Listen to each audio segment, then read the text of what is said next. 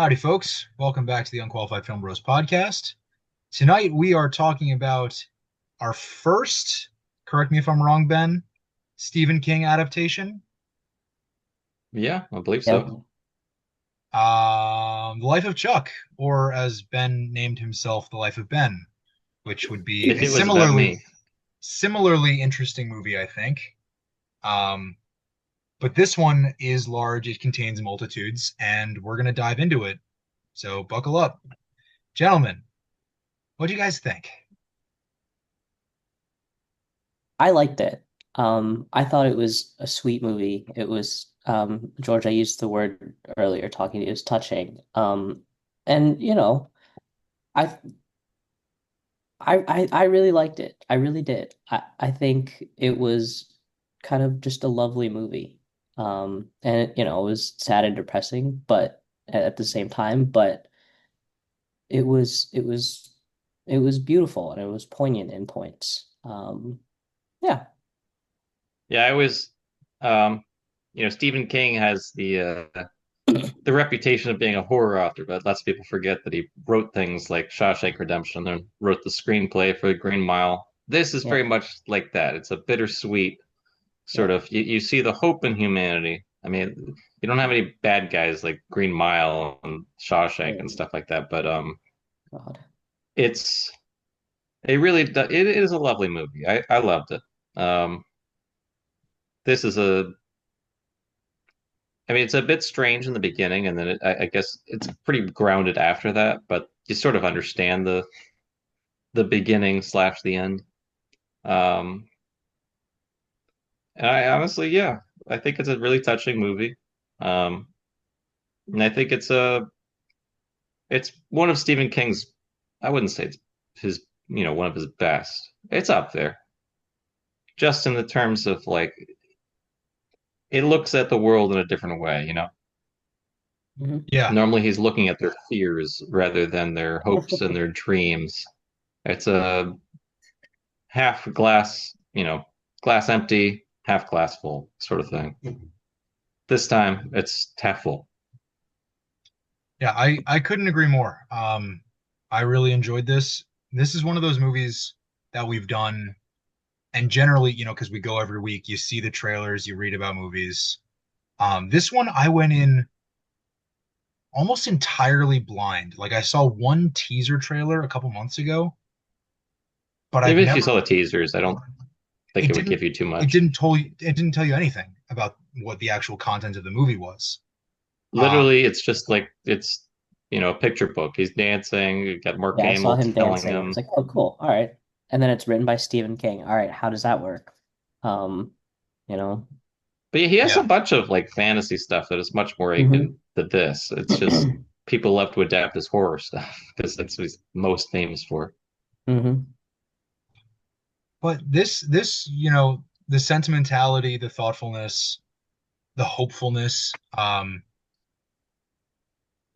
Act three is pretty bleak at the outset of the film, and then it sort of picks up from there. Act two is absolutely sensational.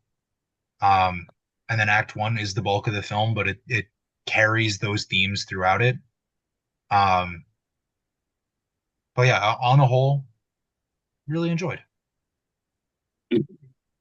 So let's dive in act by act because there's a lot to unpack in each of them. Act three, no Hiddleston except in the hospital bed. He doesn't And all say the anything, advertisements. and the advertisements, of Thanks, course, but Chuck.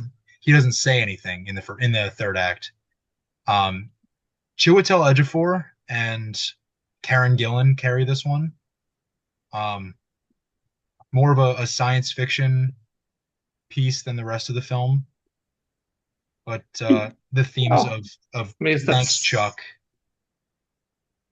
carry through. So, what do you guys think of the third act at the beginning? yeah. I mean, I wouldn't say it's science fiction as much as this is his world. It's it's much I more mean, of there just a are different perspective. there are stars disappearing from the sky. There's like Yeah, but sinkholes opening up. It's a disaster film. yes, no. I mean, you understand what it No, represents, right? it's tragic. Yeah, it's Chuck's Like, world crumbling around him as he's going into the next phase of existence. Yes. yeah, so it's not science fiction as much as it is a But the film plays it up as such. well, sort of. I mean, there's like a little bit of a mystery, but But it's I also can't say it's beautiful, science right? fiction. Because if you connect it to the ending of Act One, where he says, "I am wonderful and I deserve to be wonderful," or whatever it is, and I'm gonna live life to the fullest. Like this was him living life to the fullest. Sure, his universe and his world is ending because he's dying, but he lived a full life of people that love him, of people that he's affected by being who he is. And you see that when he just starts dancing, right? He's touched people's lives in ways that he will never know, but it's what we're seeing. It's the aftermath of his impact on people around him that we're seeing in Act Three. It's beautiful. Yeah. It's a life well lived. And even though, yeah, like Max, exactly what you said about how he'll never know the impact that he had on these people's lives, it kind of goes both ways because, like, Chiwetel Ejiofor's character, and forgive me for not remembering his name, um, sees the advertisements, thanks Chuck all over his town, but he has no idea who Chuck is. Well, So this, everyone does. I mean, nobody knows who he is. That's kind of the whole thing because he's not there in this world. That this is his world. It's in his mind, you know. yeah, that makes This sense. is him being large and containing multitudes. Again, he asks what happens to that world when somebody skids off of, an ice, a patch of ice like his parents did. So it very much fits both ways. Like it's trauma into trauma. How do you live in this world without them? How much do they mean to you? And in the end, everybody's coming together in his world, just like he is with his wife. That's life. It can be tough and it can be hard, but he's got art. Yeah, And also, I thought it was clever to have him at the end. I think this is in the novel too, but he's looking out like his ghostly apparition is kind of looking out from the window out into everybody, Hmm. as in like, the window. I thought it was clever. Yeah. yeah, And also, I think it really works as a window, not just looking out, but also when doctors, diagnose you with something, they give you a window. They don't give you a strict time. They give you between, a year and a half, 6 months. So then you just wait. And yeah, it could be hard. that's fucking profound, Benjamin. Sorry to completely undercut what you said with what I just said, but no, that hits. Yeah, And even if you don't have a diagnosis, I mean, it's just life. Like, when are you going to hit a patch of ice? When are you going to pass from a heart attack? You never know. And that's kind of the whole thing is like you can see your own death, but when is that? Where is that? How does it happen? You'll never really know. And so you can continue waiting or you can live your life. Mhm. yeah, and I think that idea is present for the characters in the world inside Chuck's mind. Yeah, and I think that's kind of what all of them sort of come to. It's like you've got people talking about their past lives, which we see later on. It's like, oh yeah, I was thinking about becoming a meteorologist. But people actually going out and doing their passions in the end of times, You don't know how much time you have, but the end is always coming, in one way or another. And it could be a which haunting is thing, but which is yeah, it's pretty bleak to think about, but it's also gives you reason to live life because you know that yeah. time comes for us all. And you see that also like in the beginning where he's talking about in parent teacher conferences and he's like, all right, let's talk about Emily. And all the parents are like, dude, the world is ending around you. Why? And he's kind of distracting himself. Like he doesn't want to deal with the fact that all this stuff is happening. It's like, yeah, I guess I just could continue doing what I do. Well, they But even And talk about Gus, the phases of Matthew Lillard's grief. character as well. They yeah, talk about, going through the stages of grief, and we're finally at acceptance, and Chiwetel Ejiofor's character is not through the entire third act until he's sitting with Karen Gillan's character, his ex-wife, under the stars as they disappear, and then he finally says that I love you, and then the scene goes black. yeah. So each of these characters is on their own emotional journey to reach that level of acceptance that we find at the end of the stages of grief. Well, I think Gus isn't even there yet. I mean, he's kind of like distanced himself too, and then he starts like breaking down. I thought Matthew Lillard was great. Um, Yeah, I did too. and yeah, it's like he's everyday guy, and he's making jokes about like I think probably lack of maintenance. And then like a few minutes later, he's really getting down to it and starting to think about it, and he starts crying. Oh. And also like he basically gives the whole gist right there. It's like how long do they give us? It's like what, a year and a half, a year and a quarter. It's a diagnosis, you know. Yeah, And that's our window as the Very, it's audience a clever way to into do it. yeah. No, that's our window as the audience into seeing window into seeing that um this is in Chuck's mind because of that interaction on the hood of the car when he says, you didn't even think about this, what, a year ago, year or 14 months ago or whatever it was. And that plays into the real life situation happening to Chuck with his, I don't think mentioned diagnosis, but his end of life. Yeah, it's glass stone. I forget what they call it. It's brain cancer. Yeah. this is the tumor. Yeah. Yeah, So let's move on to Act Two, which was the most captivating, sensational sequence I've seen in a film in a while. Um, you can't, no changing your name right there. I I'm caught changing that. it. I caught that. Um, I thought it's more appropriate. Robert is my uncle who died of brain cancer. He went by Bobby. Jews don't rename after somebody, so my name is Ben. I took the B from Bobby. But he died of brain cancer around like 34, about 5 years before Chuck. mm, But yeah, it's a hard thing. I mean, any cancer is awful and painful, but brain cancer really affects your mental ability. And so it's a lot like Alzheimer's. They're just not there anymore. I mean, he died before I was born, but from what I hear, it was a tough time. absolutely. I bet. Yeah, So I thought it was more appropriate. I'm not dying of brain cancer, uh, but his story is probably much more similar. So there you go, a better name. that's perfect. I like it.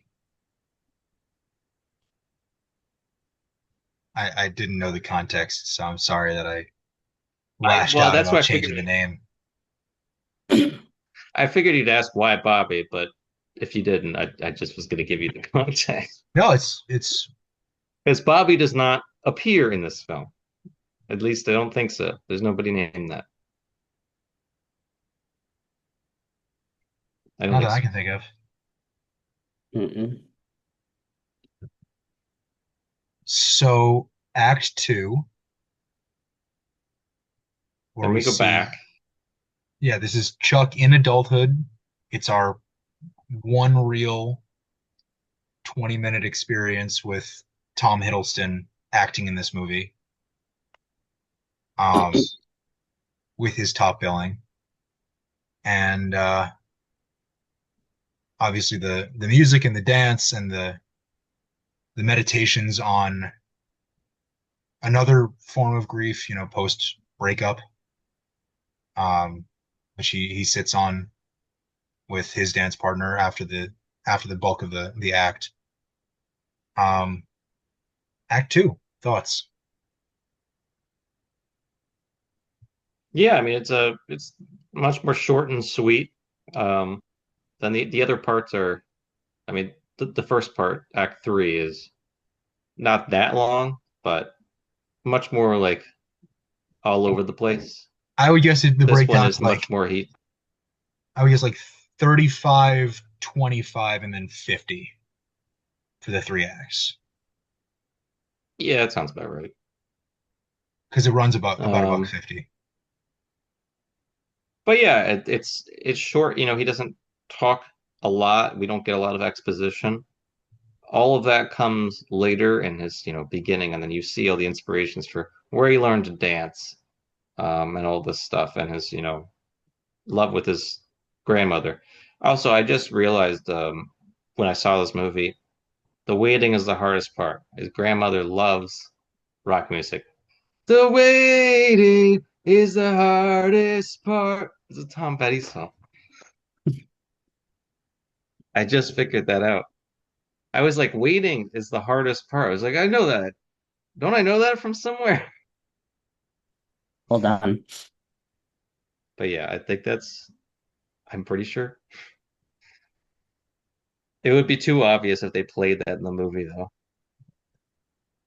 But yeah, I mean, I love that the dancing scene is wonderful. And then you also have the girl from Juilliard who's dealing with their own stuff. I mean, everybody is dealing with life in their own way. It's not brain cancer, but everyone has the same idea, especially in that moment. She feels the moment and she just starts playing. And then the woman just starts dancing. It's not as much thinking and worrying and fearing as much as just living, in the moment, which is essentially the whole motto of this film. It's like not worrying about what people think, whether you're dancing, whether it's going to be your career down the line, all this stuff. Live for the moment because you Put never down know how put long you'll down the have. briefcase, stop and listen to the busker and start dancing. And Nick Offerman as the narrator even says he's like, this is 9 months before he will die, and he didn't realize that he wouldn't be able to dance or even walk within a few months, wouldn't be able to eat. It's all this stuff you never know. Shout out So Nick I think it Offerman really, because his yeah, narration is tremendous in this film. And we see probably or hear yeah. I mean, probably everyone's the most of it in the second act. I feel like introducing yes, these two new Yeah. characters plus Chuck, we're getting all of their backstory through narration. We're even getting description of what they're doing in the moment through the narration. As the busker sets up her kit, and as Chuck is walking up and stops, like Nick Offerman is talking through all of that, describing the scene. And I think, and I haven't read the novella. Max, you and I were talking about it before we started here. Definitely going to read it now. Um, but it would not surprise me if Nick Offerman's dial or monologues through narration were lifted directly from the page because it. yeah. Stephen King loves narration,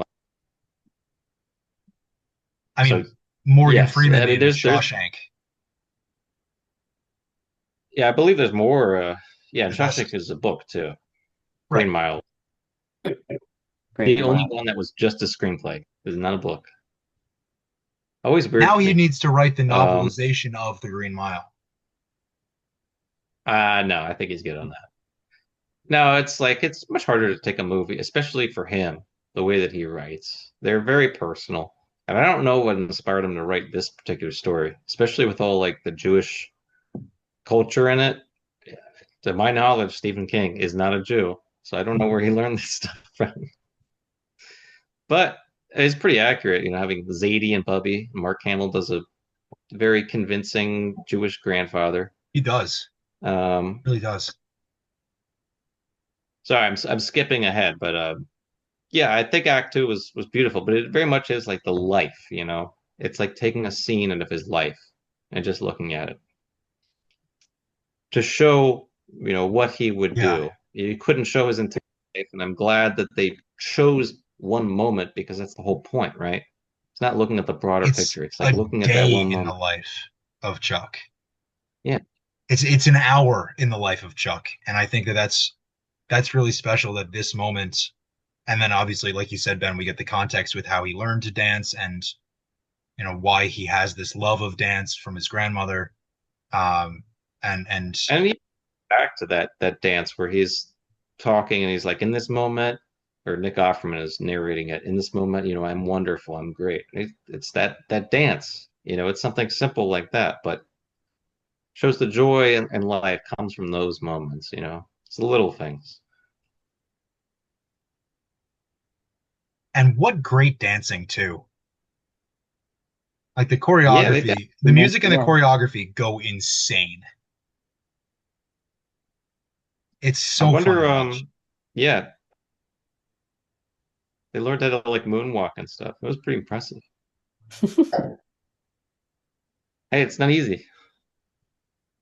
No, I heard an interview of Tom Hiddleston talking about how difficult it was to learn how to do it on asphalt because that's what he had to do it on. Oh, yeah, that's horrible. I mean, That's Yeah. that is wild. so tough. Yeah, no, really, Yeah. really impressive. The Yeah, kids, I I didn't even think, think in about the that. third act had it a lot easier doing it on an actual like gym floor Yes. Yes. in their And being able to socks. do it in the socks if they needed to. Yeah. But yeah, it was nice. Yeah. Great dance moves. Tom Hiddleston looks like he's danced before, though. He does, but that only helps. They each look like they've danced before, but it helps. Oh yeah, no, it just looked. Tom Hiddleston looked like he was having the time of his life dancing. Yeah. I would have watched another 20 minutes of that scene. You could just put it on a replay. I probably will. I will watch that scene, that act more than I would watch the entire movie. That was perfect. Damien Chazelle should get this guy. He loves dancing. He Say does. more words right now. I'm in. No, no more I'm in. Babylon. Just make something that's not Babylon. that. In 20 years, we will look back on Babylon and ask why it failed or why it bombed at We'll the ask box why. office. It is a good film, and I will die on that hill. I would say parts of it are good. Yeah, that any I movie that shows better movies at the end is disqualified. You can't do a montage. Why am I looking at the Matrix in goddamn what is it 1980? It broke me. It mentally broke me watching that montage. But I digress. I'm not re-reviewing that. Let's go back and watch our I I Babylon I'm episode fine. Like now. some of the scenes are great. Some of the scenes are great, but it's a mess. It's a narrative like the mess. scene where the dude gets the elephant, where the elephant poops on the dude in That's the in the Oh first first my, 2 minutes of the 5 minutes movie. of the movie. Yeah. that was a psychotic thing to do. It's fine. It's a little too long. The scene itself, I mean, correct me if I'm setting up. wrong. Anyway, I could talk about that. Correct me if I'm wrong. I think we did Babylon and Avatar 2 like back to back weeks. We Maybe did I'm off, maybe Amsterdam I'm off by a and year, but I Babylon. We think did do Amsterdam. It's Amsterdam, not Avatar. And I remember no. because I hated both I'm films. I'm pulling up the schedule. I'm pretty sure we did back to back weeks. Avatar 2, which was 3 hours 20 minutes, and Babylon. I don't remember Yep. two No, being. because January January 6th, oh 2024, oh Babylon. January 13th, 20 No, I'm sorry, 2023. January 6th, I was about to 2023, say. Babylon. January 6th, January 13th, 2023, Avatar: The Way of Water. Back-to-back 3-hour movies to start the year. Avatar was didn't feel like a 3 hour movie. Babylon did. Yes, Actually, it it did. felt like 30 Yes, it hours. did. Avatar? Hell no. I was having the Avatar: The time of Way my of life. Water. If I were in charge of that movie, there was an hour that could be cut out and nothing would be lost. Yeah, and that's why you're not James Cameron. Jim Cameron can do what he wants with his movies.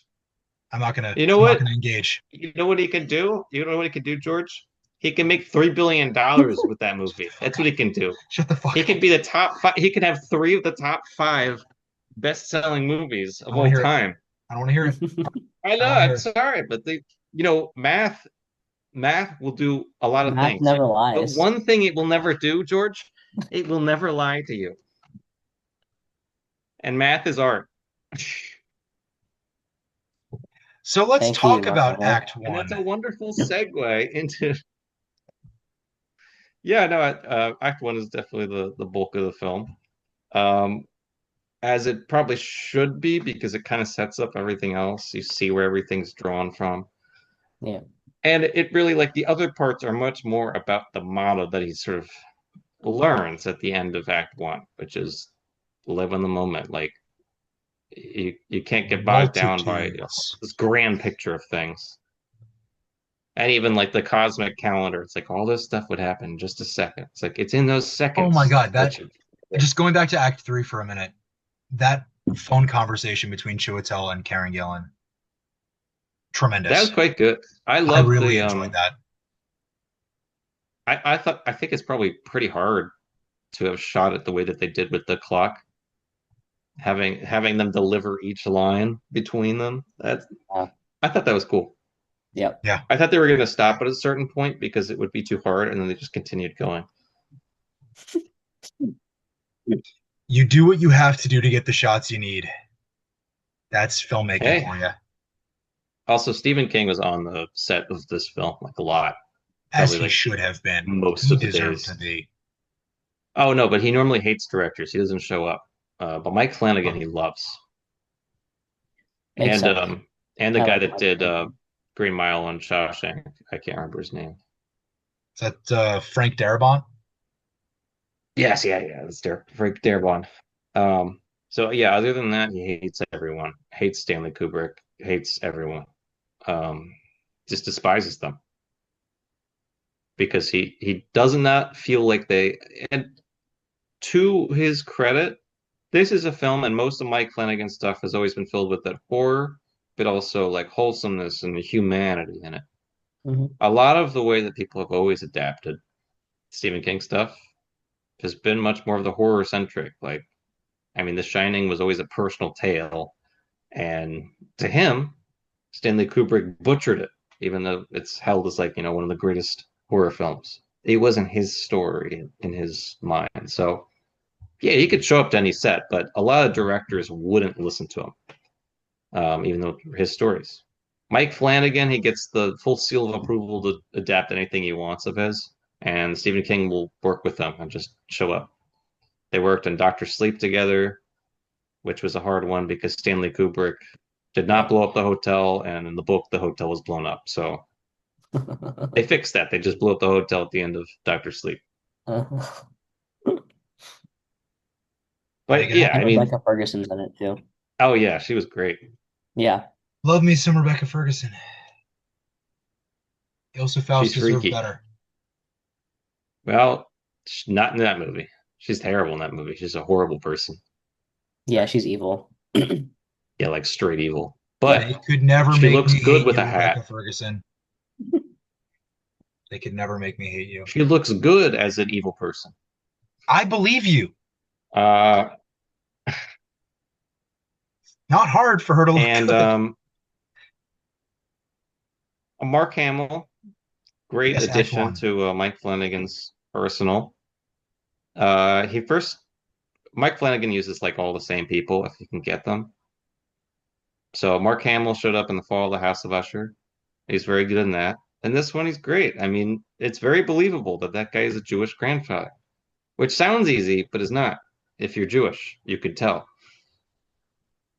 Um, and honestly, uh, was it Jacob Tremblay Yeah, he was the older one At though. the He The wasn't. very, he older was the one. So who Yeah, teen. played the younger kid? Yeah. Uh, I don't. one moment. the younger kid it made his debut in The Music Man with Hugh Jackman and Sutton Foster. I Oh, like yeah. That's that too. incredible. Very good. Okay, so yeah, they probably look Benjamin for somebody to have a Pajak. dancing experience. Yeah. Yeah, that I makes hope I'm sense. pronouncing that But right. yeah, Benjamin Pajak, but he's fantastic. yeah, he was great. He plays Um, off of Mark Hamill and Mia Sara very well. but yeah, that's. I mean, it's a beautiful story. It's heartbreaking, and it's sort of see the effect that one person's death has on the other people. Hmm. Um, but also when the joy is brought back, you see the life that you can have. Um, and Zadie's kind of like constantly taunted by probably looking in the room and seeing everyone die, but it's more of a metaphor for just he's constantly trapped in that, like waiting for somebody to die rather than enjoying the moments in between. He's almost a And he foil for probably, Chuck's character. yeah, Cautionary tale. Yeah. yeah. So, I mean, he instills in him lots of stuff, Yeah. like his quote unquote love of accounting. I mean, he sells math, and also you see it in Act Three, where a lot of his, to be watching Carl Sagan Cosmos and stuff, and that came back up. Um, but yeah, I don't know. It's tough to say too much about it. It's very beautiful. It's like I can't really say much more. It's a very emotional film, Yeah. especially I that part. I agree. I think Act One at the end of the film is the emotional heart of the film. I think we see Chuck's world at its most bleak in Act One, at its most hopeful in Act Two, and then Act One brings everything together. Also, but also hopeful in Act One. I mean, Act One is kind I of like think, the two yeah. parts. You have the sadness from people dying, but then you have the hope at the end. And even when his grandfather is passed, he looks in the room when he's older and Hmm. he sees himself die and he says, I'm going to live my life to the fullest because I'm wonderful. So I can't say that it's at its bleakest when that's how it ends. You know, I think it really I'm sorry, shows I those misspoke. two I misspoke. parts. Act Three is its most bleak. Oh, Act oh yeah. Act Three, which came Yeah. first, was Chuck's world at its most bleak. Act Two is its most hopeful, Yes. and Act One brings it all together. Sorry, Yeah. it's the way it's put together. I apologize, but yes, But yeah, that is what I meant. So Yeah. I think we can all toss this a full recommendation. Life of Chuck is Mhm. absolutely. 100% worth seeing. Go see it in a theater, support local cinema. Next week, we are diving full on into the world of Celine's Song, romantic comedy. Dakota Johnson, Chris Evans, and Pedro Pascal star in Materialists. We will see that next week. We will see you next week. In the meantime, go watch some good movies and have a good night. Good night. Good night.